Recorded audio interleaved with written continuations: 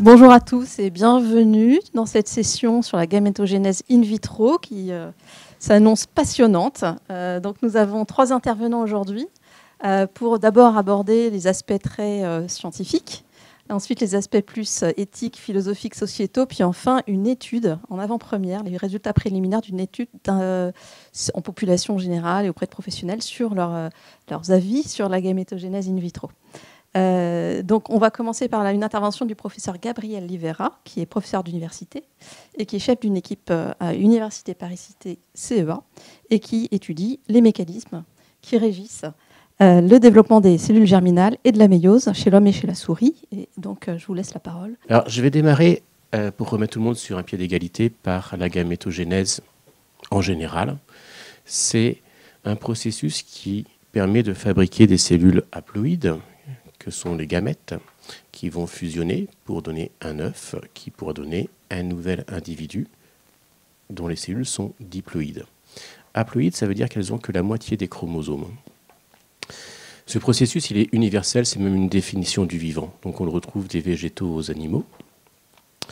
Et ce qui permet de transformer une cellule diploïde, comme toutes les cellules du corps, en une gamète haploïde, c'est une double division cellulaire fantastique qu'on appelle la méiose, qui a été décrite donc chez toutes les espèces, mais qui est étonnamment mal comprise chez les mammifères. Et vous allez voir, c'est important pour plus tard. Alors, si on reprend étape par étape la gamétogénèse, tout commence par une cellule germinale qu'on appelle primordial germ cell, qui se forme très tôt au cours du développement, qui au début est bipotentielle, qui est formée en dehors de l'embryon, et qui va migrer pour coloniser les futures gonades, qui sont elles-mêmes bipotentielles. J'ai un petit peu du mal, mais on va y arriver. Donc chaque petit point rouge ici, c'est une PGC, et vous allez souvent voir cet acronyme de PGC. Et lorsque la gonade va se différencier, soit en ovaire, soit en testicule, là, à ce moment-là, les cellules germinales vont avoir 2 destins très différents. Dans l'ovaire, elles rentrent toutes en méiose pendant la vie fœtale, ce qui n'est pas le cas dans le testicule pendant la vie fœtale. Et puis elles vont s'arrêter au cours de la méiose et être entourées par des cellules somatiques pour former ces petites structures qui sont des follicules, qui vont rentrer en dormance pendant très longtemps. Et ensuite, par vagues successives, pendant la vie postnatale, croître et puis éventuellement maturer pour former le gamète mature fécondable. Donc on a vraiment 2 destins très différents. Aujourd'hui, je vais me concentrer sur la voie de l'ovogénèse faute de temps, mais la situation en termes de gamétogénèse in vitro est assez proche pour la spermatogénèse. Si on reprend ces différentes étapes, les premières cellules germinales primordiales, elles apparaissent à 3 semaines de gestation chez l'être humain. Donc c'est très tôt. Elles deviennent compétentes pour pour exprimer les gènes de méiose, donc la compétence gamétogénique, quelque part entre la 8e et la 10e semaine de gestation. Et les toutes premières cellules germinales qui rentrent en méiose, parce qu'il ne suffit pas d'être compétent, il faut effectivement entrer en méiose, le font à partir de la 10e semaine de gestation. Les premiers follicules à la 18e semaine. Et donc vous voyez qu'il y a une grande partie des étapes de l'ovogénèse qui va se passer in utero. Et puis c'est une fonction très particulière, la fonction de reproduction, qui commence très tôt au cours du développement, mais qui n'est fonctionnelle que très tardivement. Donc ça nous laisse avec une espèce de grosse boîte noire ici. Et donc on a très peu d'informations sur ces événements au cours du développement. Et on sait très mal comment ça se passe.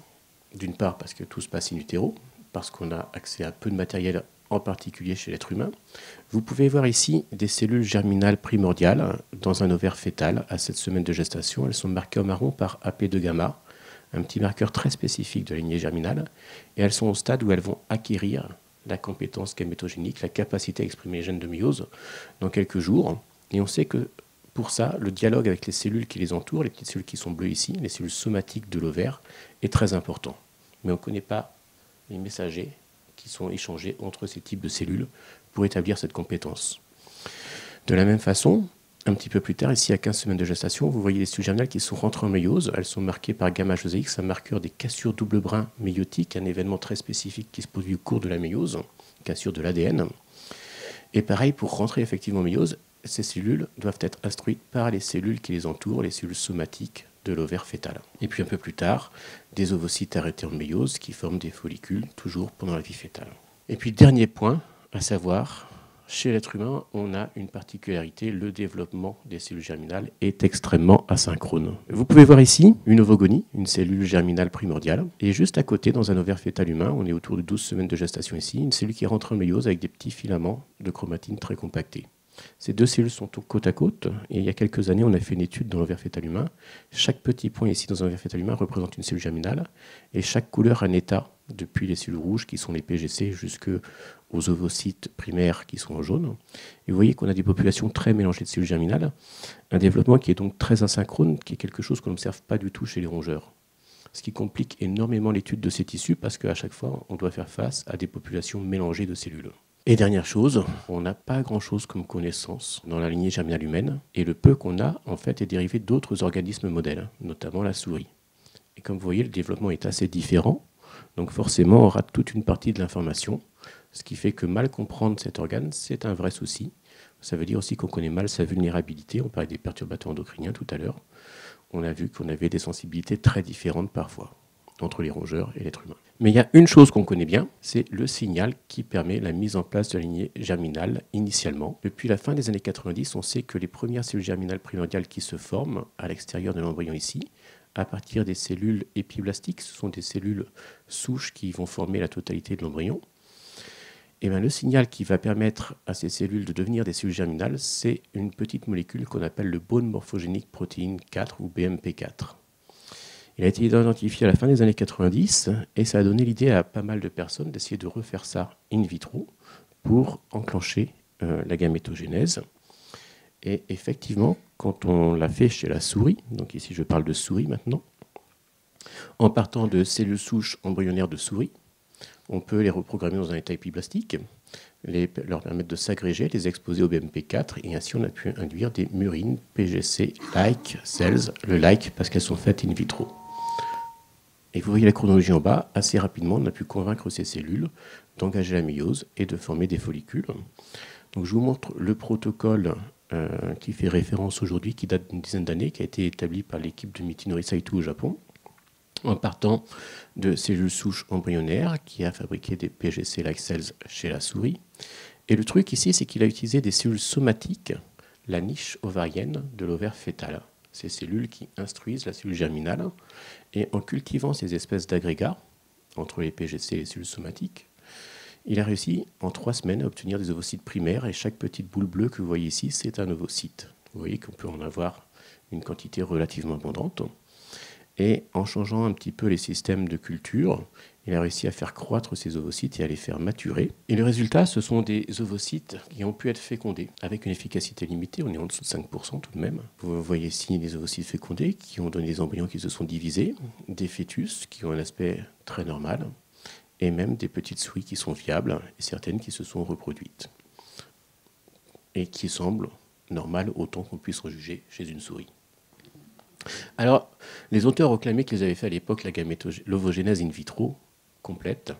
Et à l'époque, je disais, elle est presque complète parce qu'il a fallu quand même avoir recours à la niche ovarienne, à des cellules somatiques de l'ovaire fœtal qui venaient d'un ovaire in vivo. C'est une problématique qui a été résolue quelques années plus tard, toujours par des équipes japonaises, avec la production de Fetal Ovarian Somatic Cell-like cells, en partant de cellules pluripotentes. On a pu reprogrammer ces cellules, exactement comme Anu Bachambou l'a présenté à la session organoïde juste avant, pour faire des cellules somatiques proches de celles qu'on trouve dans l'ovaire fœtal, et en réassociant ces cellules avec des PGC-like cells, recréer des petites structures de type follicule que vous voyez ici avec un ovocyte, et même donner naissance à des souriceaux. Alors tout ça, c'est chez les rongeurs. La question, c'est on en est où chez l'être humain? Donc, cette figure est issue d'un papier de revue tout récent de l'équipe de Susana Chuvad et Lopez, qui montre où on en est dans les primates non humains et chez l'être humain. Quand on veut travailler sur les cellules germinales, on prend soit des ovaires fœtaux avec un accès limité, des tissus qui normalement partent à la poubelle, qui ont attendu, etc. Et là, on sait trier les cellules germinales, on sait séparer les cellules somatiques, on sait les rassocier, les cultiver, les transplanter. Et puis, l'alternative, c'est de partir de cellules pluripotentes. Donc, vous voyez ici la petite notion d'IPS, Induced Pluripotent Stem Cell, la révolution d'il y a quelques années. Et à partir de ces cellules, on peut soit faire surexprimer des facteurs de transcription pour essayer de les convaincre d'engager la voie germinale, soit les cultiver sur des matrices extracellulaires bien spécifiques, ou, comme cela a été fait chez la souris, former des corps embryonnaires, embryonic body, et les exposer à différentes cytokines, dont le BMP. Et toutes ces recettes fonctionnent et aujourd'hui sont maîtrisées avec une efficacité de l'ordre de 30 à 50% d'obtention de cellules germinales primordiales. C'est un pas majeur parce qu'il y a une dizaine d'années, on était à 1 pour 10 000. Et puis là où ça coince, c'est l'étape d'après. Essayer de remettre ces cellules dans une niche ovarienne qui va instruire ces cellules pour les faire se développer plus loin, rentrer en méiose, former des follicules. Et pour le moment, cette étape-là n'est pas maîtrisée. Il y a différents protocoles qui sont testés. Je vous montre la première étape ici qui a été réalisée au laboratoire il y a très longtemps, où à partir d'IPS, on a fait des corps embryonnaires. Donc cette grosse boule ici, c'est un corps embryonnaire qu'on a exposé à différentes cytokines, dont le BMP4, et chaque petite tache marron, c'est une cellule germinale primordiale-like. Et vous voyez qu'elle exprime en fait AP2 gamma, le même marqueur qu'on voyait dans les cellules germinales dans l'ovaire fœtal. Et on a fait une caractérisation transcriptomique très poussée. Ça ressemble vraiment à des cellules germinales humaines, fœtales. Et l'étape d'après, là c'est plus nous, c'est une équipe japonaise encore, c'était de réassocier ces cellules germinales primordiales avec des cellules somatiques d'un ovaire fœtal. Ici c'était des cellules somatiques d'un ovaire fœtal de souris avec des PGC-like cells humaines. De faire les petits agrégats. Et vous voyez ici un agrégat qui a été cultivé pendant 4 mois à peu près pour une obtention de cellules germinales différenciées qui est de l'ordre de 0,5 à 2%. Qui est marqué par l'expression d'un marqueur qu'on appelle DDX4, qui signe la compétence gamétogénique, la capacité à exprimer les gènes de méiose. C'est l'étape d'après. Ces cellules sont ici, elles sont très convaincantes. Elles ont aussi été examinées sous toutes les coutures. Et donc ces cellules sont capables d'exprimer les gènes de méiose, mais elles ne rentrent pas encore en méiose. Donc voilà un petit peu le résumé de tout ce qui est fait en ce moment pour essayer de trouver une niche ovarienne des cellules somatiques équivalente à celle qu'on trouve dans l'ovaire fœtal, qu'on pourrait produire in vitro à partir de cellules pluripotentes. Et donc vous avez des travaux de différentes équipes qui essayent de reproduire à partir de cellules pluripotentes du mésoderme, puisque ces cellules somatiques sont des cellules mésodermiques, et ensuite de les engager vers la voie gonadique. Certaines ont réussi à produire des cellules de Sertoli, les cellules du testicule, d'autres des cellules de granulosa-like, toujours. Mais aucune de ces cellules, pour le moment, n'a montré sa capacité à induire une méiose correcte qui puisse être caractérisée in vitro. Peut-être qu'à nous révolutionnera ça bientôt. Et donc, le point d'étape où on en est aujourd'hui, à ma connaissance, c'est que chez la souris, on peut presque tout faire d'une manière relativement simple, sauf l'étape finale où il faut évidemment retransférer les embryons in vivo. Chez l'être humain, on arrive jusqu'au stade de cellules compétentes capables d'exprimer les gènes de méiose. Mais là où on est bloqué, le grand mur aujourd'hui, c'est la capacité à faire transiter ces cellules de mitose à méiose, la capacité à initier la méiose, à rentrer en méiose à proprement parler.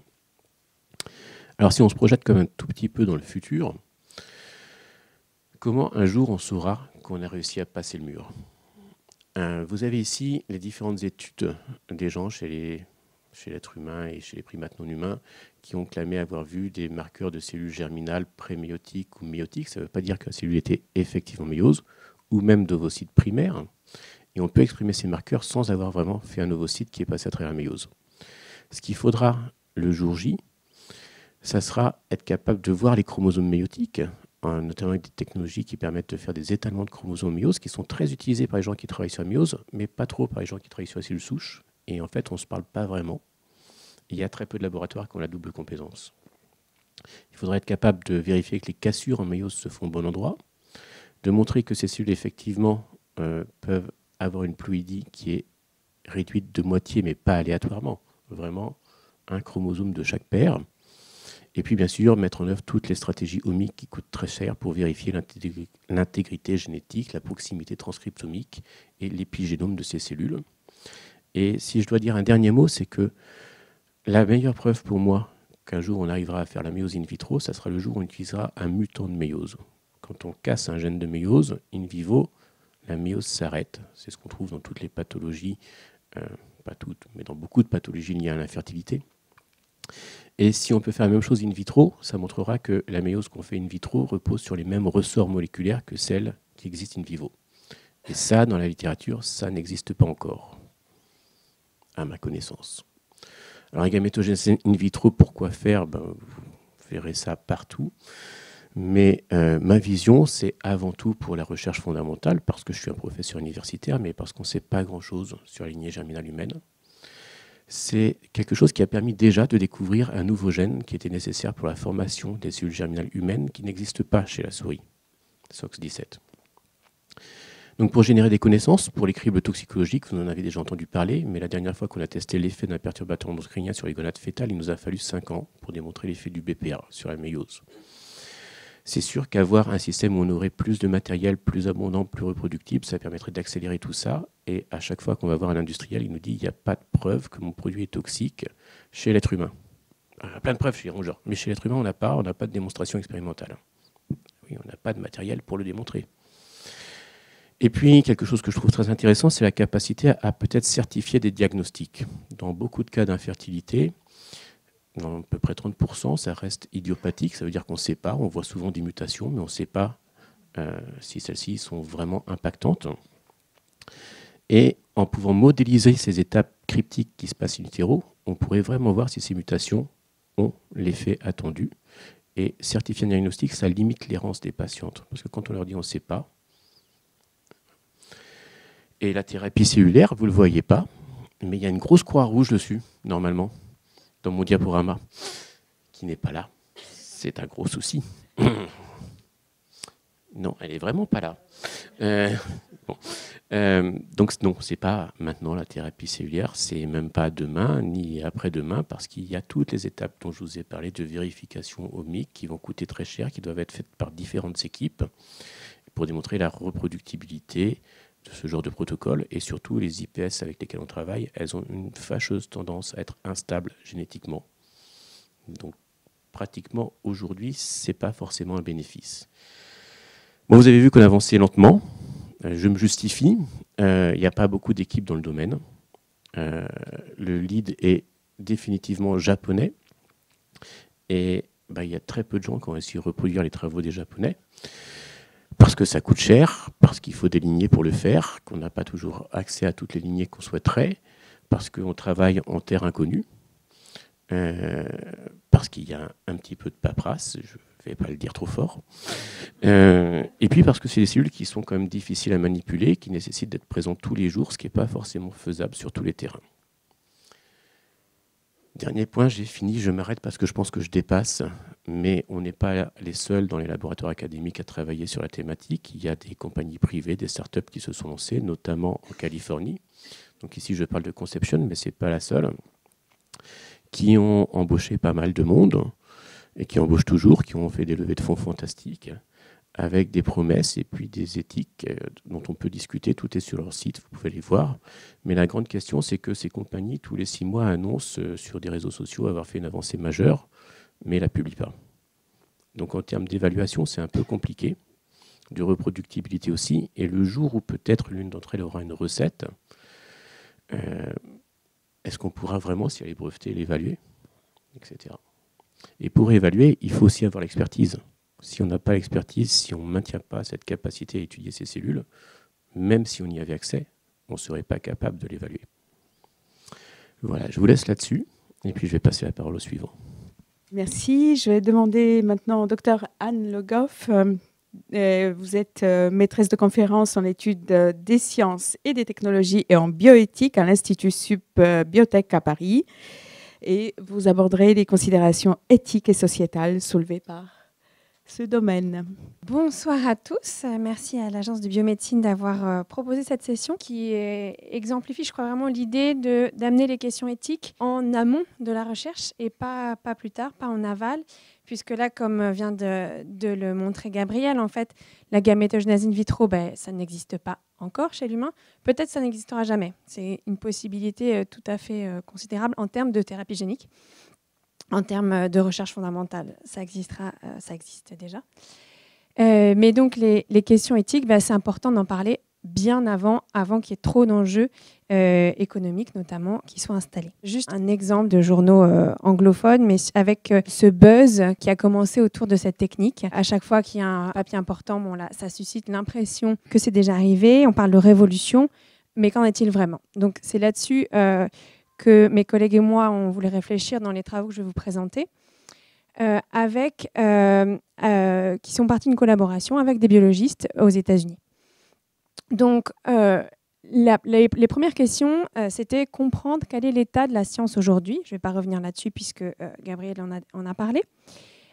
Mais aussi identifier les questions éthiques qui se posent et de manière profonde, philosophique, qu'est-ce que ce type de travaux change à notre compréhension du vivant, de la reproduction, puisque c'est certainement ça qui est en jeu dans les réactions très vives que beaucoup de gens ont par rapport à ce type de recherche. Pour faire ce type d'étude, de comprendre quel est l'état de la gamétogenèse in vitro aujourd'hui, il y a deux moyens. Il y en a un, c'est avoir donc des biologistes qui font ce travail en parler, comme vient de le faire Gabriel, ou alors avoir des gens, des chercheurs, chercheuses en sciences sociales comme moi, qui vont dans les labos pour observer ce qui s'y passe. Donc, c'est ce que j'ai fait pendant plusieurs années en Californie, à l'université du UCLA, de faire partie d'un laboratoire pour, avec un regard extérieur, en fait, comprendre d'abord qu'est-ce qui se passe en science, qu'est-ce que ça veut dire, en fait, concrètement, produire une cellule qui aurait une compétence germinale, qu'est-ce que c'est matériellement, et puis aussi, quelles sont les questions que se posent les chercheuses et les chercheurs en biologie, en termes d'éthique, en termes de société, et les échanges qu'ils voudraient aussi avoir avec la société.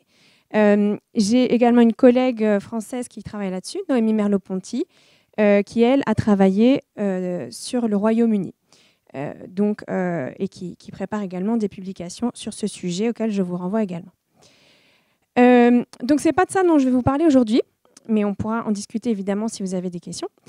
Je vais me focaliser sur une autre partie de l'étude que j'ai faite, c'était de parler à des personnes qui pourraient représenter des potentiels usagères et usagers de cette technique si elle venait à être applicable aux humains. Et donc, je les nomme très intentionnellement les expertes et les experts de l'AMP, qui ne sont pas forcément les personnes qui ont un doctorat médical dans le domaine ou dans une autre discipline, mais qui ont cette expérience en fait vécue, et qui peuvent donc nous apprendre beaucoup sur ce qui devrait être des considérations importantes par rapport à cette technique, ou en tout cas des considérations auxquelles on n'a pas forcément pensé si on n'a pas fait ce chemin-là. Donc, pour faire cela, on a utilisé une méthodologie de sciences sociales, une approche qualitative, de focus group et entretien. Donc, les focus group, c'est rassembler 5-6 personnes pour débattre en fait, du sujet, et entretien, c'est seulement avec une personne. On s'est focalisé sur deux groupes qui sont les groupes principaux d'usagers potentiels de la gamétogenèse in vitro. Ce ne sont pas les seuls usagers potentiels. Les personnes qui ont eu des parcours d'infertilité et les personnes LGBTQ+, qui ont un désir d'enfant et n'ont pas forcément pu l'accomplir. Donc dans les deux cas, on a des personnes qui pourraient souhaiter vouloir utiliser cette technique pour avoir des enfants de manière biologique, en particulier avec leur partenaire. Donc, on a eu un total de 80 participants et je vais vous présenter donc rapidement ces résultats qui ont été publiés. Donc, je vous renverrai également à l'étude si vous souhaitez en savoir plus. Donc, très rapidement, à qui on a parlé? On a parlé à des personnes en âge d'avoir des enfants, les deux groupes que je vous ai indiqués. Donc là, en haut, vous voyez l'âge. Donc, la moitié, c'était des personnes entre 25 et 35. En termes d'orientation sexuelle, donc à peu près 50-50, hétéro et non hétéro. Et par contre, on note une difficulté à recruter des hommes, que ce soit hétérosexuels ou homosexuels, et ce qui est tout à fait caractéristique des études sur la reproduction. En sciences sociales, les hommes parlent peu. Quelqu'un a dit ce matin, je crois, à la table ronde, et pourtant les hommes, il y a une infertilité masculine où il y a une augmentation des mutations dans les gamètes mâles. Du point de vue social, là, clairement, il y a un blocage. En termes de données démographiques encore, on avait une surreprésentation d'une de personnes avec un statut socio-économique et des personnes blanches, socio-économique élevé, pardon, et blanches, ce qui n'est pas du tout surprenant non plus, en grande partie parce qu'aux États-Unis, l'AMP est payante, donc seules certaines personnes peuvent y accéder. Et par ailleurs, il y a dans toute recherche qui demande du temps, comme ici, il y a le fait de pouvoir se permettre en fait, de participer aux recherches, ce qui pose aussi des questions par rapport à la manière, si on pense aux États généraux de la bioéthique qui viennent bientôt, comment est-ce qu'on permet à une diversité de personnes de participer en fait, et pas seulement celles qui peuvent prendre du temps sur leur temps de travail ou se déplacer pour pouvoir venir. Donc, quels ont été nos résultats? D'abord, il y avait un véritable enthousiasme général pour cette technologie, avec ce constat qui est résumé, donc là, ce sont des citations de participantes et de participants. Il y a un vrai désir de pouvoir avoir des enfants ensemble pour des gens qui ne peuvent pas biologiquement. Donc, toutes celles et ceux qui parmi vous travaillent sont des praticiennes et praticiens de l'AMP, vous le savez bien. Évidemment qu'il y a un désir pour les gens de pouvoir avoir des enfants de manière biologique. Également, donc là, un homme qui nous a dit « La seule chance pour moi d'avoir un enfant, ce serait de recourir au sperme d'un donneur. Ça signifie que je n'aurai pas d'enfant qui soit génétiquement le mien, ce qui à ce stade reste très important pour moi. Donc une technologie comme celle-ci serait formidable. » Donc, l'idée de préférer une parentèle biologique plutôt que celle d'un donneur, ce fait-là est bien connu également, puisque la plupart des couples qui entreprennent un parcours d'AMP commencent avec leurs propres gamètes, et c'est seulement en deuxième instance qu'ils recourent à un donneur. Donc là, il y a clairement un besoin auquel cette technologie répondrait. Et par ailleurs, si on en vient donc aux situations différenciées, qu'il est important d'envisager. Donc, du point de vue des femmes, les femmes n'auraient pas à s'inquiéter de est-ce qu'il faut que j'ai un bébé avant un certain moment ou que je m'inquiète pour ma fertilité. Donc, on en a parlé aussi ce matin. L'âge pour les femmes de la conception, on a eu beaucoup de participantes qui ont dit « Mais moi, j'ai toujours cru qu'en fait, à 37 ans, c'était bon, quoi. Ma mère a eu un enfant tard, toutes les célébrités ont des enfants tard. Pourquoi est-ce que ça ne marche pas pour moi ?» Et pour des personnes LGBT, pouvoir dire ce sont littéralement nos enfants biologiques, comment pouvez-vous nier notre parentalité? C'est un fort argument en faveur de la GIV. Il y a beaucoup de peur à ce sujet pour les couples de même sexe. Donc, aux États-Unis, il y a particulièrement avec l'administration actuelle, il y a des menaces légales sur les familles avec des parents de même sexe. Et en France également, il y a des difficultés pour les couples de même sexe à avoir des enfants. Donc là, ce serait une voie de normalisation, en fait. Pas seulement un attachement à la génétique, mais à ce que la génétique représente et signifie du point de vue social. C'est aussi un lien légal, en fait, simple et non contestable. Ensuite, un autre point très intéressant d'intérêt pour nos participantes et participants, c'était que la GIV révèle les limites de technologies existantes. Et donc là, ce qui était intéressant, c'était que finalement, ce qui était désirable, ce n'était pas forcément cette technologie en tant que telle, mais c'était quelque chose qui permette de dépasser les limites. Et là aussi, ce matin, la représentante de l'association de patients a évoqué ça, en fait. Nos participantes et leur mari parfois étaient très très véhéments sur les difficultés du parcours de FIV et en particulier de la ponction ovocytaire et avec la stimulation hormonale évidemment. Je préfère largement une biopsie que d'aller faire des examens 5 fois par semaine, m'injecter des hormones 3 fois par jour. Honnêtement, ça a l'air génial. Avec des personnes plusieurs personnes qui ont dit qu'elles avaient interrompu leur parcours d'AMP parce qu'elles ne pouvaient plus, en fait. Donc, je ne veux jamais revivre ça. Donc là, on a l'expression d'un besoin. Cette technologie, pourquoi elle est intéressante? Parce qu'elle se situerait hors du corps. En fait, une biopsie, donner des cellules, après en faire des IPS et obtenir à la fin les ovocytes, ça paraît beaucoup préférable qu'avoir toute la stimulation, toute la technologie dans le corps de la femme, de la patiente, avec un coût à la fois physique et psychologique extrêmement lourd. Le don de gamètes également, donc là, dans le cas dans le cadre de la Californie, on peut choisir les gamètes, les tracer, choisir le donneur ou la donneuse. Donc là, c'est un exemple de personne, un couple noir, qui souhaitait avoir un donneur qui corresponde à leur propre origine, et il n'y en avait pas. Donc ça, c'est un cas aussi. Les minorités racialisées sont dans un désavantage par rapport à ce niveau-là. En France, c'est un peu différent, mais on peut penser tout à fait au manque d'ovocytes qui justifierait aussi l'intérêt pour cette technologie. Et ce qui était intéressant aussi en parlant à tous ces gens donc pour lesquels ce n'est pas très surprenant qu'ils soient enthousiastes à l'égard de cette technologie, puisqu'ils sont en demande d'une aide, c'est qu'il y en a beaucoup qui ont dit que finalement, la GIF, ce serait surtout une option de plus, dans des situations où il y a très peu d'options, où il y a surtout des difficultés. Beaucoup d'entre eux et d'entre elles ont souligné que l'adoption, en fait, ce n'était pas vraiment une voie viable.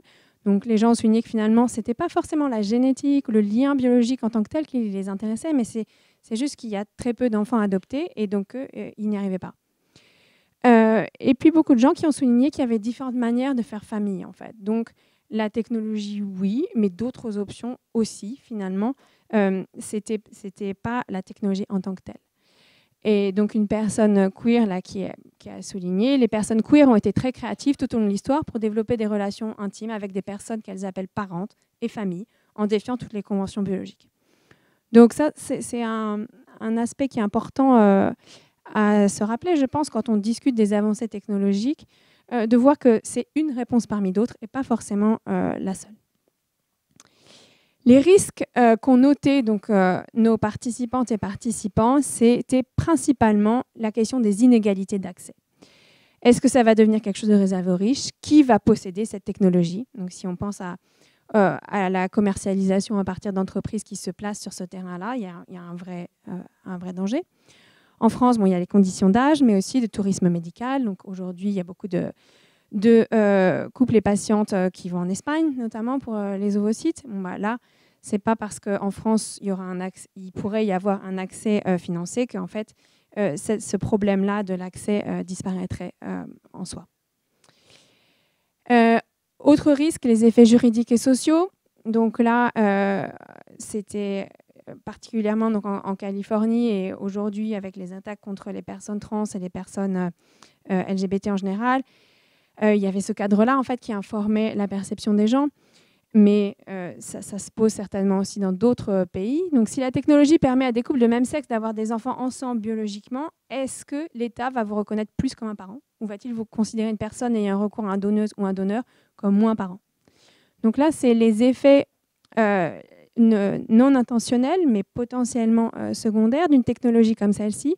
Vient-elle renforcer la primauté de la parenté biologique aux dépens d'autres formes de faire famille, d'autres formes de liens familiaux? Donc, de la même manière qu'on peut penser que les tests prénataux viennent renforcer un certain modèle de ce que c'est qu'être en bonne santé, en défavorisant, en plaçant certaines personnes en situation de handicap dans une position défavorable. Donc, les technologies ont ces effets-là, qui ne sont pas intentionnels évidemment, mais qui peuvent être tout à fait réels. Les points qu'ont souligné aussi nos participantes et participants, c'était vraiment l'importance pour tous de la transparence et de la responsabilité dans la conduite de la science. Donc là, on a parlé notamment de la phase recherche, donc pas de la phase application forcément pour avoir un enfant, mais est-ce que vous voudriez donner vos cellules pour en faire des IPS, pour qu'il y ait de la gamétogenèse in vitro? Donc là, les gens étaient globalement d'accord, mais en faisant vraiment une limite sur le fait de faire des embryons. Donc d'accord si ça va jusqu'à la génération de la cellule, mais pas des embryons. Donc il y a vraiment une spécificité des cellules reproductives qui n'est pas la même que pour d'autres cellules du corps, qui vraiment requiert un dialogue social important, là encore en amont, pour pouvoir définir un cadre en fait précis. Jusqu'ici, la société est d'accord, les donneuses, les donneurs sont d'accord, et on peut faire le travail, on a les matériaux, et on sait exactement où ça commence, où ça s'arrête. Donc là, une de nos participantes, dans l'hypothèse qu'on pourrait faire du sperme avec ces cellules de femmes, dit « j'aurais vraiment besoin de savoir ce qu'il advient des cellules de sperme, le foie, peu importe, mais les spermatozoïdes, oui ». Donc là encore, une question de confiance, comment ces cellules vont être utilisées et seulement la fin, beaucoup de transparence autour de ce processus. Donc c'est essentiel pour le développement de ces recherches. Et donc, quelles sont les questions qui comptent et celles qui ne comptent pas? Dans la littérature experte en bioéthique, notamment sur ce domaine, la gamétogénèse in vitro, il y a beaucoup de questions autour des abus possibles. Et dans les articles des médias aussi. Donc, et si des gens décidaient de faire un enfant tout seul, et si les gens décidaient de prendre des cellules de Brad Pitt et de lui faire un enfant dans le dos. Bon, donc ça, c'est la science-fiction c'est assez stimulant pour en parler, mais en fait, c'est pas du tout ça qui est important selon les gens qui potentiellement pourraient être des utilisateurs. Là, tout le monde a eu ce moment de dire ouh là là, c'est à la fois ça fait peur, ou on est parti dans Star Trek ou Gattaca. Mais au fond, c'est concrètement ce qui compte vraiment, eh bien, c'est l'accès, c'est la transparence. Et donc, c'est du point de vue de moi, donc, qui suis chercheuse en bioéthique. Ce qui est important, c'est de recentrer aussi toutes ces discussions sur le présent et non pas un futur spéculé. Donc, pour pouvoir préparer le futur, pour pouvoir anticiper, je pense qu'il est important de se focaliser sur ce qu'on fait maintenant, notamment l'idée que ce modèle pourrait avoir énormément d'impact dans les recherches sur l'infertilité, sur lesquelles on a encore peu de connaissances, comme ça a été dit précédemment. Et puis, donc, réfléchir sur à quelles conditions une technologie est-elle une bonne technologie? Est-ce que c'est juste qu'elle nous permet d'obtenir le résultat, ou est-ce que c'est aussi qu'elle est équitable, qu'elle ne renforce pas les inégalités, mais qu'au contraire, elle permet de développer une société plus juste? Donc, l'idée d'une coproduction à la fois entre les scientifiques biologistes qui sont dans le labo, les instances régulatrices et les usagers et usagères me paraît indispensable. Voilà, donc je m'arrête. Voici donc le titre du papier que je vous ai présenté essentiellement avec mes co-auteurs, Robin Jeffries-Heinz, Ariel Hart, Isaias Robertson et Hannah Landecker. Et je remercie les institutions qui ont financé aux États-Unis et en France. Notre troisième intervenante, c'est le docteur Hélène Leture, qui est médecin en assistance médicale à la procréation, gynécologue, qui exerce à la fois à l'hôpital Foch et à Pau, à la polyclinique, et elle est présidente du groupe d'études sur le don d'ovocytes. Donc, on te laisse la parole, Hélène. Merci beaucoup. C'est un très grand plaisir pour moi que d'être parmi vous aujourd'hui. Et je voudrais au préalable chaleureusement remercier les instigateurs et les organisateurs de cette session de m'avoir invité à venir vous parler aujourd'hui de la perception générale en France des travaux sur la gamétogénèse in vitro. Comme l'ont évoqué les deux orateurs précédents, la science avance à son rythme. De nombreuses questions sont soulevées et il apparaît indispensable d'avoir une réflexion éthique. Et comme toute réflexion éthique se doit d'être pluridisciplinaire, l'avis du grand public a été sollicité pour que cette opinion soit portée au débat réflexif.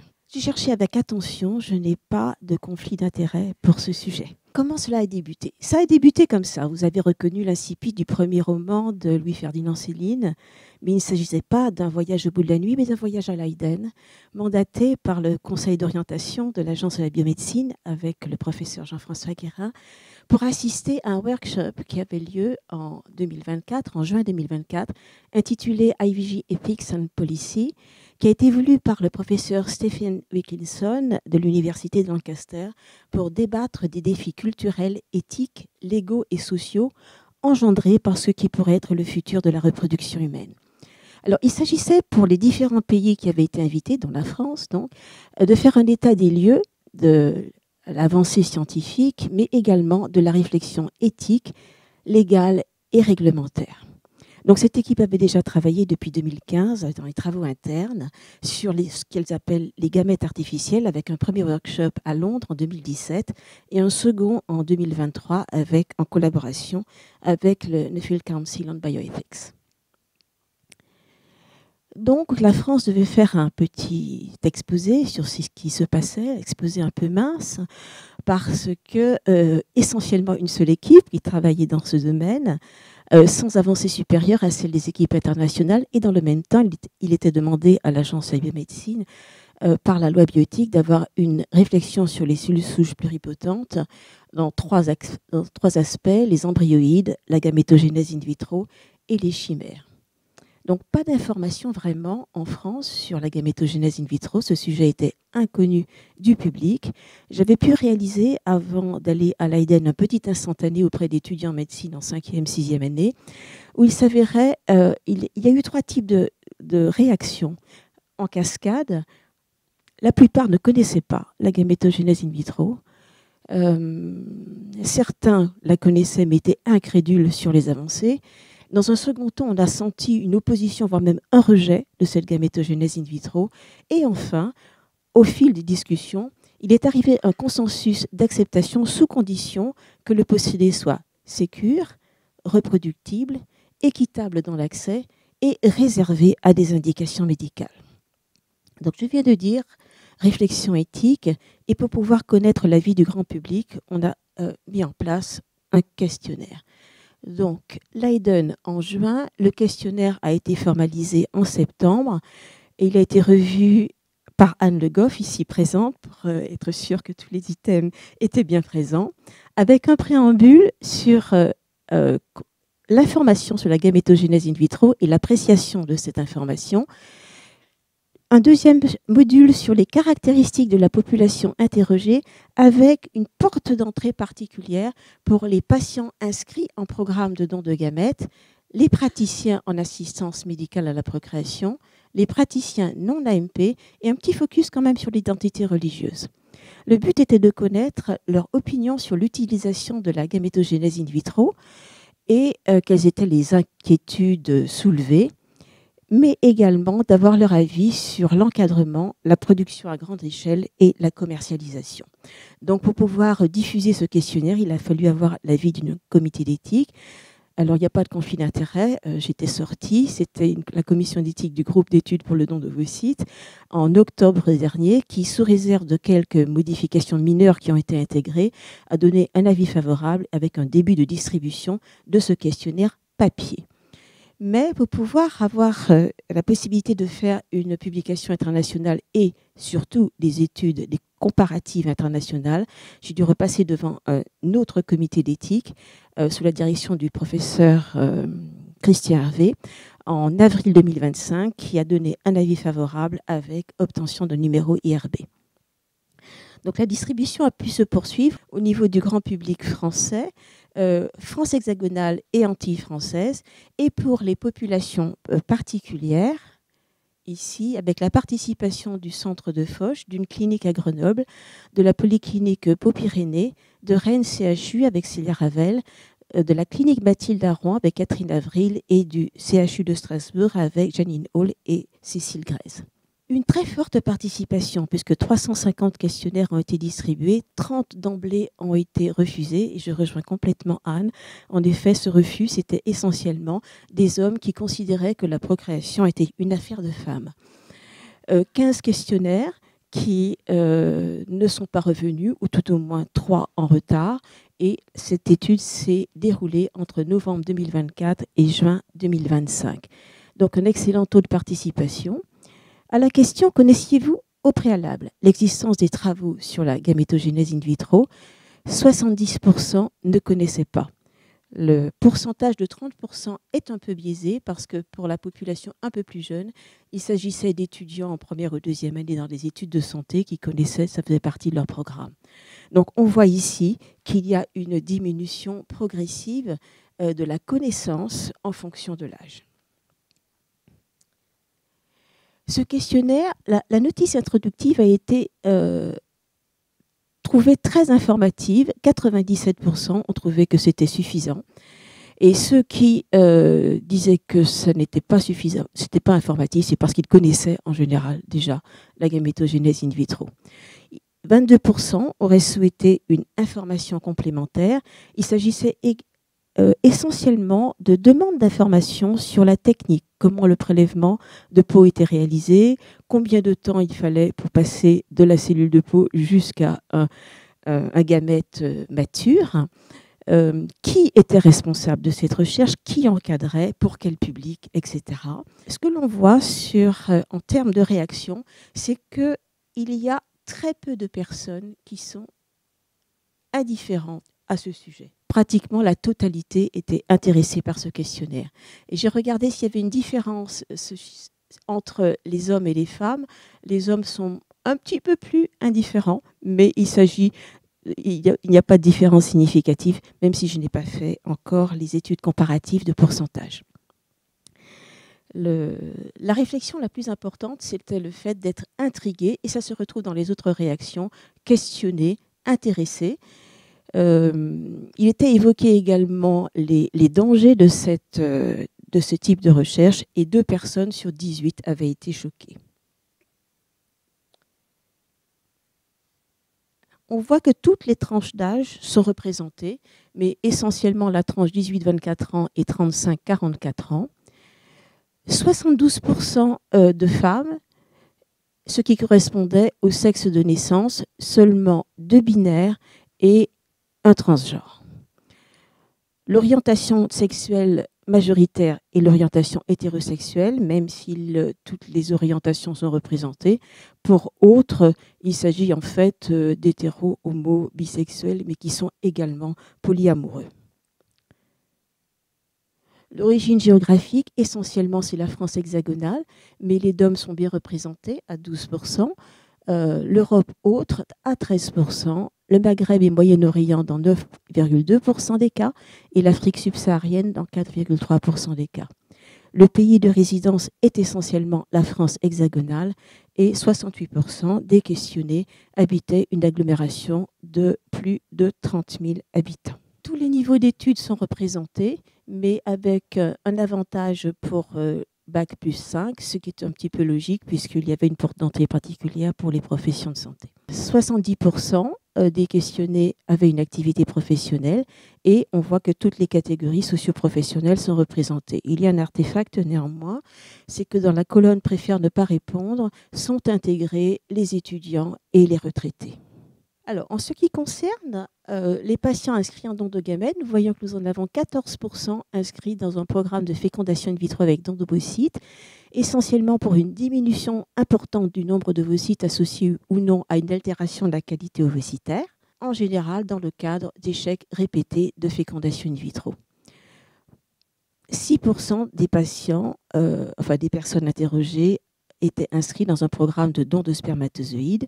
Nous avons 9% de praticiens en assistance médicale à la procréation et 14% de praticiens non AMP. Un petit focus sur l'identité religieuse. Ce qui m'a frappé, c'est les 43% questionnés qui étaient athées, avec une diminution progressive de cet athéisme au fil de l'âge. Pour ceux qui ont reçu une éducation chrétienne, alors je précise qu'on peut être athée et avoir reçu une éducation religieuse autre.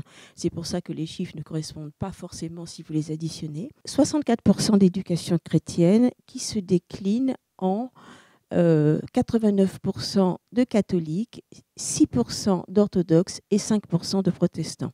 Et j'ai pu interroger 2 autorités ecclésiastiques, c'est très intéressant d'ailleurs. En ce qui concerne l'éducation judaïque, 3% avec interview d'une autorité religieuse. L'éducation islamique, 7% sans autorité. L'éducation bouddhique, 4% avec un entretien avec 2 lamas tibétains. Il s'agissait du bouddhisme tibétain.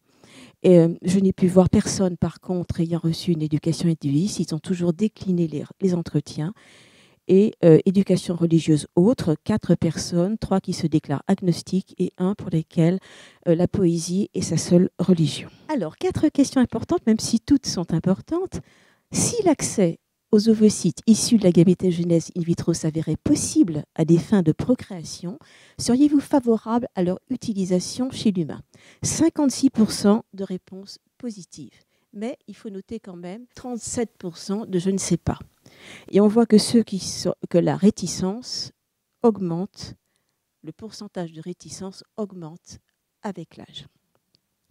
Pas de différence entre les hommes et les femmes, pas de différence en fonction du lieu d'habitation, pas vraiment de différence en fonction de l'origine, de l'identité religieuse, avec un peu plus de réticence au niveau des personnes bouddhiques, et en ce qui concerne les catégories socioprofessionnelles, plus de résistance dans les professions intermédiaires, mais c'est à 20,8%.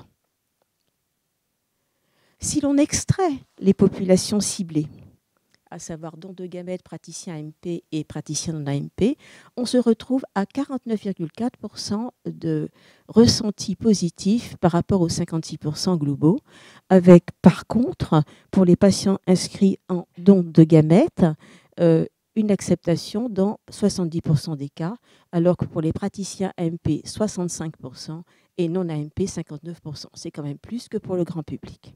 Y seriez-vous favorable pour des raisons médicales, en fonction de la technique et pour des raisons liées à la famille ou à l'âge? On voit qu'il y a des réponses positives dans les trois situations. Alors, pour les raisons médicales, absence ou diminution des ovocytes ou anomalie ovocytaire, donc très fort pourcentage de réponses positives. En ce qui concerne les raisons liées à la technique de PMA, essentiellement le fait d'avoir plus d'ovocytes et de pouvoir choisir le meilleur ovocyte, mais aussi pour éviter la pénibilité du processus de fécondation in vitro. Pour les raisons en relation avec le schéma familial ou l'âge, on voit que c'est mieux accepté dans le cadre des couples hétérosexuels avec une diminution progressive en fonction du fait que ce soit des couples homosexuels femmes, homosexuels hommes, transgenres, reproduction solo ou alors l'utilisation de la gamétogénèse in vitro pour des patientes qui auraient dépassé l'âge habituel de la ménopause. Je fais un petit focus quand même concernant la pénibilité de la FIV. On voit que les personnes qui sont le plus intéressées par la gamétogénèse in vitro dans le cadre de la pénibilité de la FIV, ce sont les personnes intéressées au processus de 25 à 34, 35 à 44 ans.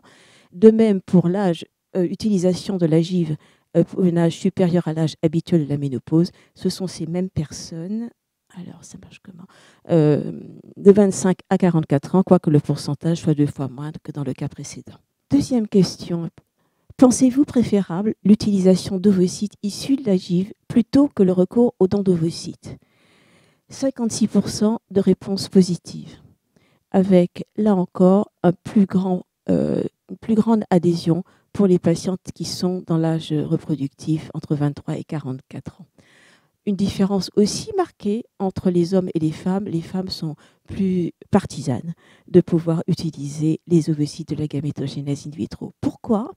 Pour pouvoir conserver le capital génétique, éviter les risques chez la donneuse et en raison de la difficulté d'accès aux dons d'ovocytes. Sinon, pourquoi? Essentiellement en raison d'un recul insuffisant de la technique. Pas de différence évidente en fonction du lieu d'habitation et on voit que en ce qui concerne l'identité religieuse, ceux qui sont les plus favorables, ce sont ceux qui ont l'identité judaïque et les plus réticents seraient peut-être l'islam et le bouddhisme.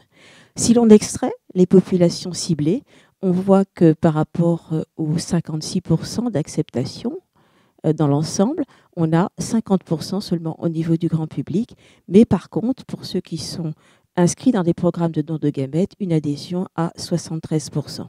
Les praticiens MP, 69%, les praticiens non AFP, 54%. À la question, pensez-vous que le choix du patient doit être préférentiellement respecté? Oui, dans 74% des cas. Pour quelles raisons?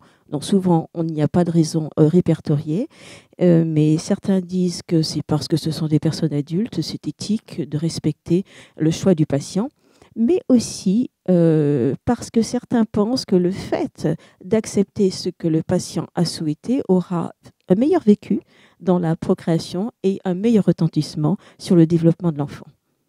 Sinon, pourquoi? Effectivement, ce sont les risques. Alors, si on aborde les inquiétudes, on voit que 87% quand même des questionnés se posent, ont des inquiétudes, et puis un petit pourcentage n'en a pas du tout. Et là, il y a un avantage léger pour les hommes. Il n'y a pas de rôle évident de l'âge. Quelles sont les inquiétudes qui sont le plus souvent ressorties? Ce sont la qualité de l'ovocyte, mais aussi l'état de santé de l'enfant à la naissance ou à long terme, mais également l'équité d'accès à cette technique. Il y a des inquiétudes également concernant d'éventuels abus, et ce qui revient essentiellement souvent dans les verbatims, c'est le terme d'eugénisme, et peut-être dans ce cadre-là d'arriver à un déséquilibre de la population mondiale. Versant spermatozoïdes, si l'accès à des spermatozoïdes issus de la gamétogénèse in vitro s'avérait possible, seriez-vous favorable à leur utilisation chez l'humain? Et là, les avis sont plus tranchés. Il y a moins de « je ne sais pas », 61%, je rappelle que c'était 56% pour les ovocytes, 61% sont favorables. Seulement 22% ne sait pas. On voit que les réticences, là encore, les pourcentages de réticence augmentent avec l'âge. Pas de différence vraiment en ce qui concerne les sexes ni le lieu d'habitation. Et en ce qui concerne l'identité religieuse, on se rend compte que les plus favorables, christianisme et judaïsme, est très réticent en ce qui concerne le bouddhisme. Là encore, les plus réticents sont les professions intermédiaires. Si l'on extrait, là encore, les populations ciblées, le grand public est favorable à 57%, et là encore, ce sont les populations inscrites dans le programme de don de gamètes qui sont le plus favorables à 71%, avec 61% pour les praticiens AMP, et de même pour les praticiens non AMP. Seriez-vous favorable pour des raisons médicales? Oui, très majoritairement, 97%. En relation avec le schéma familial, on voit que là encore, ça suit la même courbe que pour les ovocytes, essentiellement pour les couples hétérosexuels infertiles, et les pourcentages diminuent pour les couples de même sexe, les personnes transgenres et la reproduction solo. Pensez-vous préférable l'utilisation de spermatozoïdes issus de la gamétogénèse in vitro plutôt que le recours au don de sperme? Et là, on voit une très nette différence avec les ovocytes. On n'est plus qu'à 50% d'avis favorables. Là encore, ce sont les populations intéressées entre 25 et 44 ans qui ont le plus d'avis favorables. Pour quelles raisons? Pour garder le capital génétique, essentiellement. Et pourquoi non? Le recul insuffisant. Il est également signalé les inquiétudes concernant la dégénérescence cellulaire, la modification de l'ADN, les risques épigénétiques, et puis beaucoup disaient également pourquoi faire ce type de recherche et de chercher à faire des spermatozoïdes issus de gamétogénèse in vitro, puisqu'il y en a vraiment beaucoup partout. Une petite différence quand même, une tendance en tout cas, en ce qui concerne le lieu d'habitation. Les plus favorables, ce sont ceux qui sont dans les villes de plus de 30 000 habitants.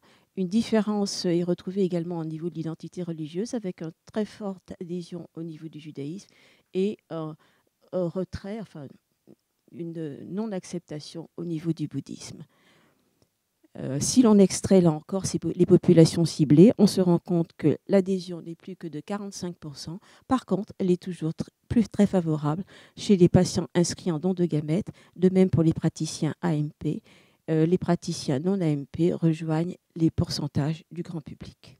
Enfin, si la technique devenait possible à des fins de procréation, son accès devrait être pour la plupart des questionnés encadrés sur le plan éthique, sur le plan légal, soumis au consentement du bénéficiaire, mais par contre pas forcément en ce qui concerne les assurances sociales du pays. Si l'utilisation thérapeutique de gamètes issus de GIV ne s'avérait pas possible chez l'humain, seriez-vous favorable à leur utilisation en recherche scientifique? Seulement 68% d'avis positifs.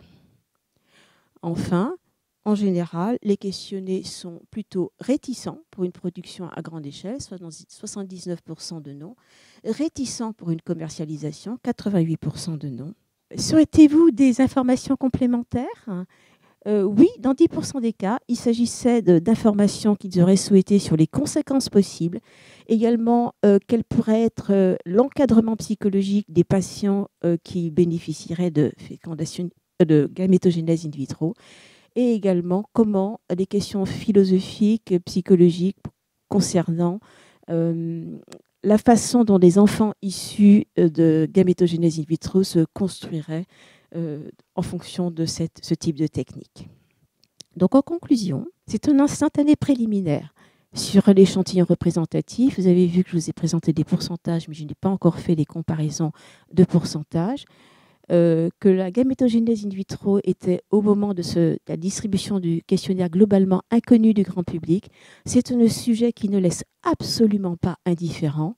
L'avis est plutôt favorable à l'utilisation chez l'humain, plus les ovocytes d'ailleurs que pour les spermatozoïdes, s'il s'agissait de remplacer un gamète issu de gamétogénèse in vitro par rapport aux gamètes natifs, plus pour les femmes que pour les hommes, plus pour le don, les patients inscrits en don et les praticiens AMP par rapport aux praticiens non AMP et par rapport au grand public.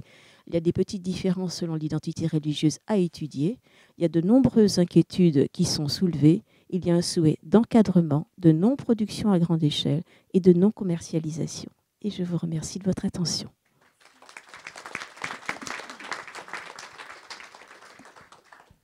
Je vais demander aux intervenants de venir pour qu'on puisse avoir un échange avec la salle. Et donc, on commence avec vous. Avez-vous des questions ? Plus une remarque qu'une question, mais enfin, c'est pas lancer le débat. Quand Madame Le Goff dit que ça n'arrivera jamais, je n'en suis pas si sûre. Je crois qu'on ne peut pas l'affirmer aujourd'hui parce que les choses vont très très vite. Et que, comme l'a dit Gabriel, on nous a décrit maintenant la mitoméiose, c'est-à-dire que maintenant une cellule diploïde peut devenir haploïde. Ça va très très vite.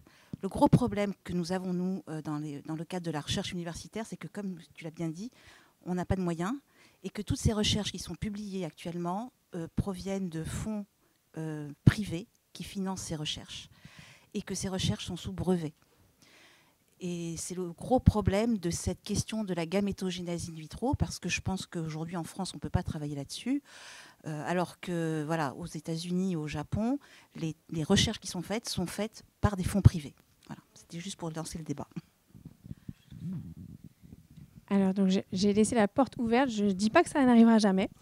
Je vais juste remettre un petit peu la balance, parce qu'on a vraiment une projection que ça va arriver. C'est ce qui est vendu par beaucoup de monde. Et là où je ne suis pas sûre, c'est qu'en fait, il faut, pour que ça devienne une thérapie cellulaire, il faut un gamète fonctionnel et en bonne santé, et qui permette non seulement une grossesse, mais également un enfant en bonne santé. Et c'est là que je pense qu'il y a une différence quand même par rapport à la FIV déjà, où là, on part vraiment d'une cellule qu'on a changée. Donc, après, je ne suis pas visionnaire, je n'en sais rien. Et par ailleurs, comme tu l'as dit, Gabriel, il y a quand même très peu d'équipes qui travaillent dessus aujourd'hui. Je pense que si les protocoles sont établis et qu'il y a beaucoup d'équipes qui ont la compétence IPS, là, effectivement, ça peut prendre. Mais j'ai assisté à plusieurs présentations de Conception, par exemple, ou d'entreprises privées. Pour l'instant, ils pompent la recherche universitaire. Il n'y a pas, je ne crois pas qu'à l'heure actuelle, il y ait beaucoup d'avancées en propre. Ça peut décoller à un moment, ça c'est clair. C'est compliqué, c'est trop tard, on a perdu Madame Janté. Mais oui, trouver des financements pour ce genre de recherche, c'est extrêmement coûteux. Mais il n'y a pas que ça. Un détail tout bête, pour les IPS, pour les entretenir, il faut venir tous les jours. La loi du travail en France, elle n'autorise pas ça. Alors à l'hôpital, vision très différente, mais dans le laboratoire académique, moi on me dit non. Ça arrivera ou ça n'arrivera pas, ça dépend des gens à qui vous demandez. Quand vous demandez aux gens qui ont les mains dedans et aux collègues des quelques équipes autour du monde, vous avez des réponses très diverses de 2 ans à jamais pour une utilisation médicale. Voilà. Le fait qu'on passe des barres progressives, des étapes où on commence à pouvoir modéliser de mieux en mieux, ça par contre, ça arrive en ce moment. Et la mitoméiose, peut-être pas le meilleur exemple, mais l'induction d'une méiose-like in vitro avec des facteurs de transcription, ça c'est quelque chose qui permet potentiellement de faire des super avancées en diagnostic si on est capable de le maîtriser. Merci beaucoup pour ces présentations passionnantes. Je suis assez surpris du débat sur une utilisation en AMP, oui ou non bientôt. C'est des travaux qui sont indispensables pour comprendre, comme l'a dit M. Oliveira, plein de choses, y compris améliorer les diagnostics. Mais on est sur des phases extrêmement critiques où il y a des reprogrammations épigénétiques qui sont très importantes. Donc on sait très bien que par rapport au risque pour l'enfant, là on marche sur des œufs. Donc une utilisation en AMP, je pense qu'on en est extrêmement loin. Enfin, voilà, moi je suis assez étonné du débat par rapport à ça. Je ne suis pas du tout étonné des avancées techniques qui sont nécessaires, mais c'est sur l'utilisation en AMP où là, je trouve qu'on en est loin et j'espère qu'on en est loin parce qu'il y a encore beaucoup de questions non résolues sur les risques pour le conceptus. On n'a même pas encore autorisé des techniques annexes comme l'activation ovocytaire dans des échecs complets de fécondation en France. On s'interroge sur les risques épigénétiques d'une culture prolongée jusqu'au stade blastocyste. Et donc là, parler de la gamétogénèse in vitro, je trouve que c'est intéressant, mais voilà, c'est de la science-fiction pour moi. Oui, sans aucun doute, c'est encore, entre guillemets, de la science-fiction, mais ce sont les vraies questions que se posent les patients qui sont inscrits dans les programmes de don de gamètes et qui souhaitent conserver leur capital génétique. Donc, pour eux, c'est extrêmement important qu'il y ait ces avancées et ils vont déjà à l'oméga alors qu'on en est peut-être au bêta. En thérapie cellulaire, on en est très loin. Mais les bénéfices pour la clinique en dehors de la thérapie cellulaire, ils sont multiples. Et de manière surprenante, pour la partie épigénétique, bon, ça a très bien marché chez la souris, mais la première étape, qui est la reprogrammation, l'effacement de l'empreinte, on sait aujourd'hui que dans les cellules germinales humaines, les PGS et les cells, on le fait bien. Alors il y a une deuxième étape qui va venir plus tard, et les plus petits pouillèmes de perturbateurs endocriniens, on sait que ça peut avoir des effets épigénétiques, donc refaire tout un processus in vitro, forcément ça doit faire quelque chose. Mais de manière surprenante, sur la première partie où on a un remaniement complet de l'épigénome, ben on l'a fait. Comme il faut. J'avais une petite question pour surtout Hélène par rapport à la place du fantasme dans les réponses. Quelle est la place du fantasme des gens dans des réponses à ces questions, sachant qu'ils n'avaient visiblement pas d'explication avant, visiblement, quand ils ont répondu au questionnaire. Comment tu interprètes ces résultats négatifs finalement chez les personnes plus âgées, etc. Est-ce que il n'y a pas une place à la psychologie simplement et au fantasme? Alors oui, il y avait quand même une explication, il y avait un préambule, une première page qui était distribuée, où il y avait leur consentement, bien entendu, pour répondre à ce questionnaire, mais où il était expliqué la gamétogénèse in vitro, ce que ça représentait exactement. Donc ils avaient l'information et j'ai pas encore pu tout extraire, mais même les personnes plus âgées dans l'ensemble avaient compris cette information. Ils ne demandaient pas d'explications forcément complémentaires. Mais c'est vrai qu'il y avait des questions ouvertes avec des verbatims que je n'ai pas pu détailler parce que le temps imparti était limité. Et c'est vrai qu'il y a une part de fantasme avec le meilleur des mondes. Est-ce qu'on ne va pas faire des sélections particulières ? Est-ce qu'on n'aura pas des enfants complètement anormaux? Est-ce qu'on ne va pas créer une nouvelle race humaine, etc., etc. Oui, bien sûr. En complément, en termes d'informer les gens sur ce que c'est que la gamétogénèse in vitro, il y a l'Agence de la biomédecine qui a publié hier une lettre, la 7e de l'agence, sous l'égide de Adémie Kadour, ici présente, avec vraiment une revue très complète de la littérature, de ce qui se fait, des aspects éthiques également. Et je crois que M. Livera, vous avez également participé. Pas du tout ? Relu avec beaucoup d'intérêt. Donc voilà, on vous engage, c'est sur Internet, n'hésitez pas, lettre de la biomédecine. Alors moi, je voulais poser une question aussi. Je représente ici les patients. Je représente une association qui accompagne les patients qui sont infertiles et qui sont en PMA, et notamment en PMA avec don de gamètes, donc de manière non scientifique et totalement vulgarisée. Je voulais poser cette question justement sur la gamétogénèse qui, un jour, pourrait se placer comme étant un traitement de l'infertilité, mais ça voudrait dire aussi qu'on aura accès à la fabrication de nombreux ovocytes, par exemple. Est-ce que vous avez eu ce genre de conversation ou de réponse avec les personnes que vous avez interrogées, où se situerait la frontière entre le traitement de l'infertilité et la fabrication, une forme d'industrialisation du corps humain? Est-ce qu'il y a des peurs par rapport à ça ou pas? Des questionnements? Effectivement, il y a eu des réponses qui disaient qu'ils étaient relativement opposés. D'ailleurs, ça se voit sur le pourcentage à une production à grande échelle, voire à une commercialisation. Mais le risque essentiel qui ressortait, c'était le fait de pouvoir éventuellement manipuler les ovocytes produits de façon à sélectionner certains caractères particuliers et arriver à un déséquilibre mondial. Alors, à côté de ça, il y avait des réponses intéressantes disant que ça pourrait être intéressant pour les animaux qui sont en voie de disparition, pourraient repeupler la Terre. C'était tout à fait éclectique comme réponse, mais dans l'ensemble, il y avait une opposition très nette à une grande production. Donc ça veut dire qu'il y a eu aussi des peurs exprimées au sujet de l'eugénisme possible. Je ne suis pas sûre que le terme soit parfaitement compris par ceux qui ont utilisé ce terme eugénisme. Cela en tout cas, une optimisation, parce que moi, en fait, j'en ai parlé un petit peu avec les gens autour de moi. Il y a eu cette question de l'optimisation de l'être humain par cette sélection-là. L'être humain augmenté, oui. Oui, c'est vrai, ils l'ont souligné, le fait d'arriver à créer quelque chose qui arriverait à un déséquilibre mondial avec des personnes optimisées par rapport à la procréation naturelle. D'accord. C'est une crainte. Oui. Et donc, si je peux... vous voulez la rajouter ? Juste, moi aussi, parmi les participants, il y a eu cette crainte exprimée, mais ce n'était pas très fort par rapport aux réactions qu'on peut lire dans les médias, les analyses des médias ou plus larges, où ce genre d'inquiétude est très fort. Parmi les gens qui avaient des parcours de PMA, c'était beaucoup moins présent que les questions de concrètement, est-ce que ça va pouvoir m'aider ?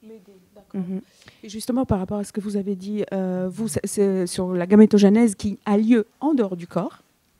Et ça, c'est quand même quelque chose de très important. Il y a déjà des conceptions en dehors du corps, en PMA.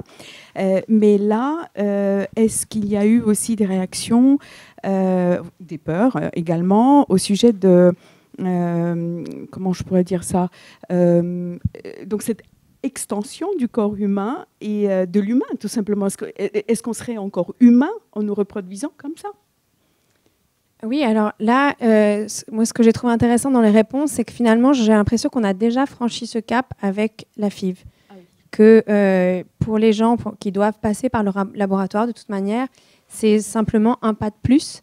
Mais ça ne met pas en question que le bébé serait leur bébé, humain, normal, etc. Et la peur du stigma n'était pas très forte non plus par rapport à peut-être... parce que je pense que on est dans une histoire où tout le monde connaît des gens qui ont été conçus par FIV.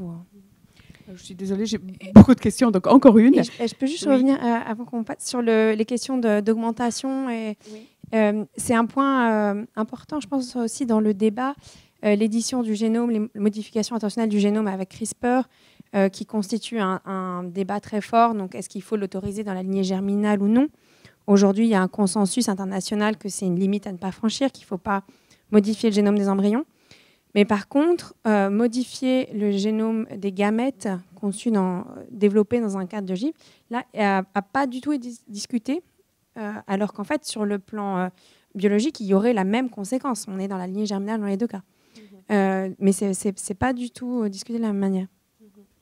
Et une dernière question peut-être au sujet de la parentalité, parce que ça remettrait en question la parentalité telle qu'on la connaît, et qui est sociale, intentionnelle, au profit d'une parentalité purement biologique, purement génétique. Est-ce qu'il y a eu aussi des réactions comme ça ?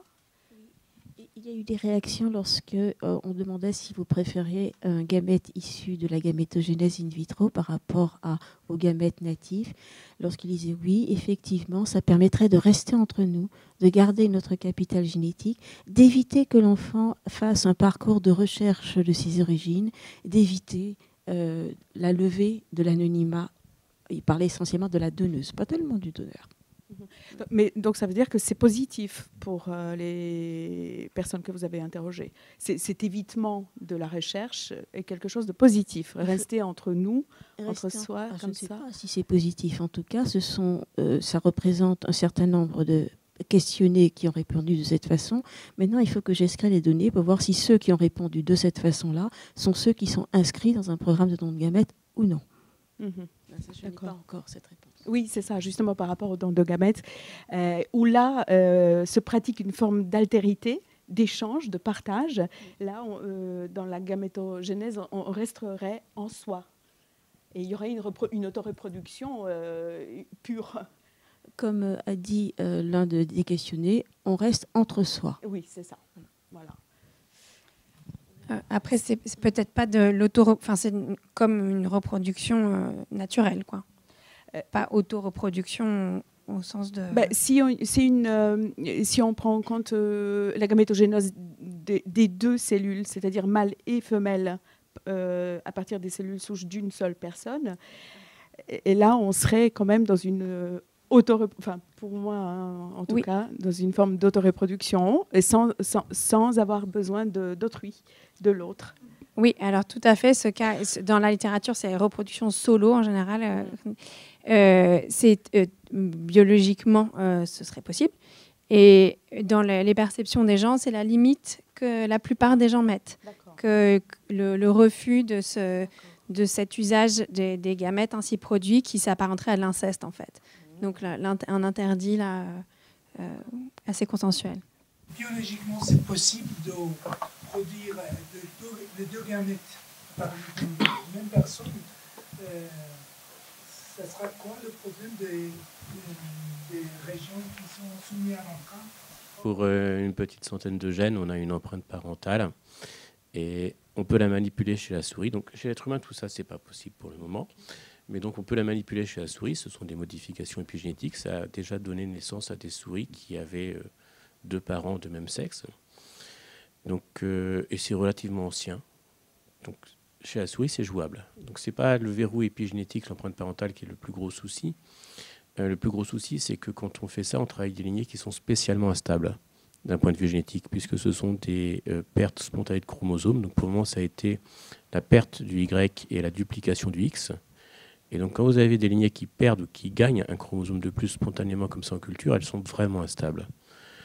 Donc créer un embryon à partir d'une lignée spécialement instable, d'un point de vue biologique, c'est vraiment pas une bonne idée. Et d'un point de vue culture cellulaire à manipuler, c'est très très très compliqué. Dans le cadre d'infertilité, les sujets avec certellicelle only, est-ce qu'il y a, en fait, ce que vous dites, gamétogénèse in vitro, ça peut être une solution pour ces gens-là, certellicelle only, par exemple?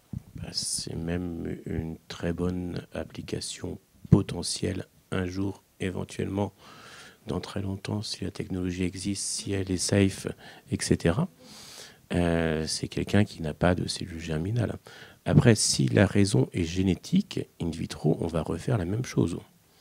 Donc à partir du moment où on part du principe qu'il y a un moratoire, qu'on ne touche pas au génome humain, il n'y a pas de raison qu'on arrive à bypasser une cause génétique, à moins d'avoir été faire du CRISPR. Par contre, si la raison est accidentelle, si c'est une exposition au rayonnement ou autre chose, alors là, oui, il y a quelque chose qui théoriquement pourrait éventuellement être fait. Et peut-être que l'hypothèse sage à laquelle il faut réfléchir aujourd'hui, c'est de savoir est-ce qu'il faut tout faire in vitro. Voilà. Mais on est très loin de ces considérations aujourd'hui. Vous venez de dire, en fait, c'est pas, en fait, il y avait un moratoire, en fait, c'est pas possible de modifier avec CRISPR-Cas9. Comment ça se fait qu'on répare après, par exemple, l'exemple de thalassémie, de drépanocytose, qu'on fait des thérapies cellulaires après, une fois la maladie est là, mais avant, on ne peut pas le faire. Ça va sortir de mes compétences. Donc, l'idée, c'est de ne pas créer un être humain qui soit issu d'une modification génétique, réparer un tissu ou quelques cellules, surtout si elles ne transmettent pas l'information génétique dans un cadre extrêmement encadré. C'est concevable. Voilà. Mais créer... Bon, il y a l'exemple de ce qui s'est passé en Chine. Voilà. Et je pense que tout est parti de là, quand même, pour le moratoire. Je crois qu'il faut expliquer, parce que peut-être que tout le monde ne sait pas. Il y a des enfants qui ont été conçus en Chine, et donc il y a eu une édition du génome, pour une raison qu'on peut discuter, potentiellement pour protéger d'une infection par le VIH. Et donc, c'est les 2 seuls cas connus où il y a eu une édition du génome humain. Ça a fait beaucoup de bruit il y a quelque temps. Et à peu près partout autour de la planète, on est d'accord pour dire qu'on ne va pas modifier volontairement le génome humain, d'une manière qui soit transmissible. Voilà. Et les gens qui travaillent dans les laboratoires académiques sur les cellules germinales humaines partagent cet avis dans tous ceux que j'ai croisés. Voilà. Donc normalement, on ne devrait pas le faire. Le faire après pour une recherche médicale, pour dire on va mimer une mutation ou autre chose d'une cellule qui ne sortira pas du laboratoire, peut-être que ça peut avoir l'intérêt. Mais pour le reste,